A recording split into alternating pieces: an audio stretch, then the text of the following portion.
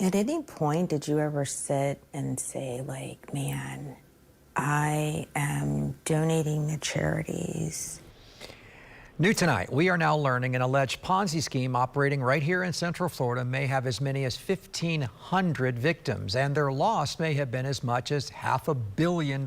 Some of that money was donated to charities, schools, and even political campaigns, big and small. Channel 9 anchor Darlene Jones has documents following that money. She's live here in the studio with us. Darlene, you have court records to show that they've actually received subpoenas. Yes, Martha and Greg. Charities, organizations, politicians have received these subpoenas because Goliath Ventures is now in voluntary bankruptcy, and the receiver wants to see financial records and other documents from the groups to piece together what individuals knew about the money received and what can be done to recoup this money to repay investors.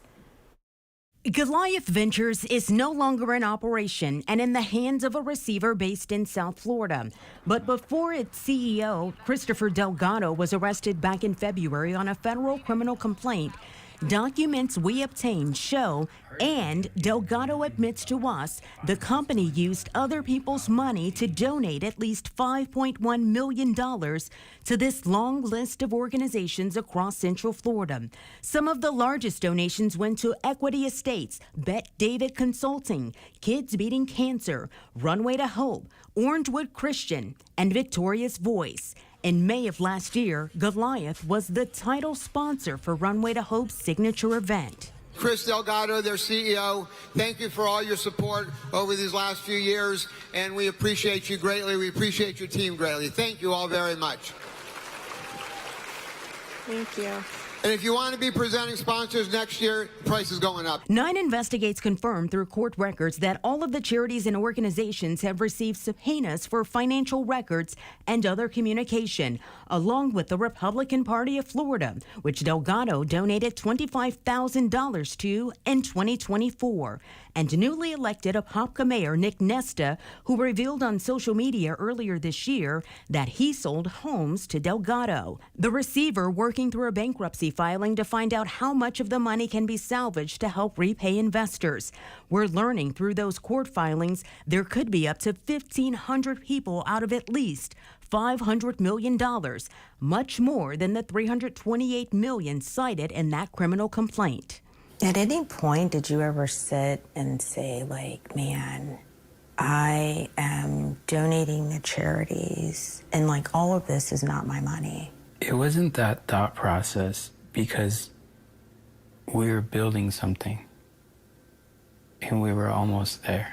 Federal investigators say Delgado and his co-conspirators solicited investors under false and fraudulent promises of monthly returns, which were sometimes presented as guaranteed or low risk. Investors signing these agreements were required to come to the table with at least $100,000 to get into what they thought was a cryptocurrency investment, earning about 3 to 8% each month.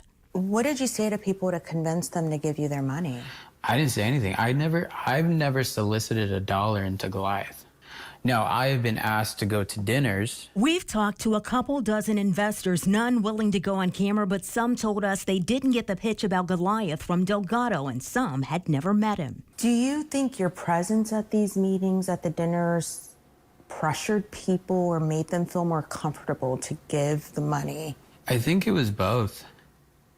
You know, at the time, Goliath was like the cool kids club. If you lived in Orlando or if you lived in Windermere or Dr. Phillips and you weren't part of Goliath, it was weird. Delgado claims early investor money did go into a cryptocurrency fund in Dubai, but it grew quickly and ended up frozen. He claims Goliath could see the money but couldn't move it and never saw it again. The problem is Goliath continued taking on new investors and their money, paying out returns with the early investors' cash.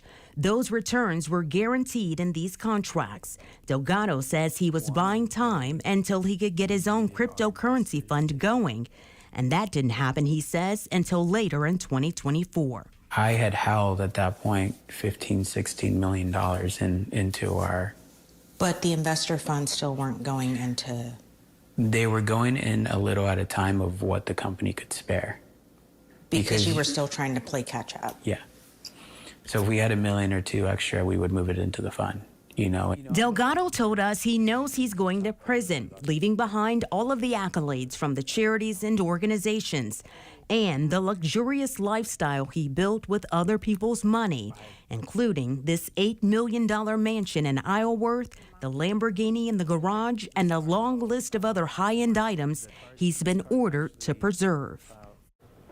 So we want to be fully transparent with our viewers and acknowledge that WFTV is a sponsor for Runway to Hope, which is this Saturday. Our investigation, though, will continue. Some organizations told us the money is simply gone, so we'll have to see how or if there is an avenue to get it back. We do know for sure 3 of the 6 organizations you just heard about who received those large donations have set that money aside, have already returned it, or have pledged to return it. Runway to Hope issued this statement to Eyewitness News tonight. Our organization, along with dozens of other Central Florida nonprofits, received in good faith charitable donations in 2023 and 2024 from Goliath Ventures. We have voluntarily disclosed all contributions and will continue to cooperate. Our focus remains on supporting our children and families battling pediatric cancer throughout Central Florida. And our hearts go out to all individuals who may have been affected by this sad situation. And Darlene, you also confirmed in the last few hours, I know your phone has been blowing up, that the feds appear to be speeding up the criminal case now. Yeah, really, this has been happening all week since our first report on Monday. There have been subpoenas issued to several former Goliath employees and top executives, some also friends and close to those in the Goliath Ventures organization. Some of those subpoenas being issued just within the last few hours, Greg. In fact, your phone was blowing up right now as you were speaking, Yeah. so things are happening quickly with this, as you said. All right, great work, Darlene. Thank you.